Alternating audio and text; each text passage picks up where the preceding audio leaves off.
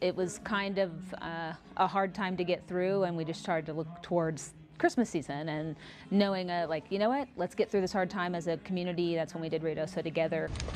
More than 6 months later, and the village of Ruidoso continues to rebuild after wildfires burned nearly 25,000 acres of land and destroyed hundreds of structures. The natural disasters hitting the area during Ruidoso's tourism season, a devastation of its own, considering tourism is a village's primary economic driver. Coming up at 10, you can watch part 2 of our special report, we're revisiting Ruidoso.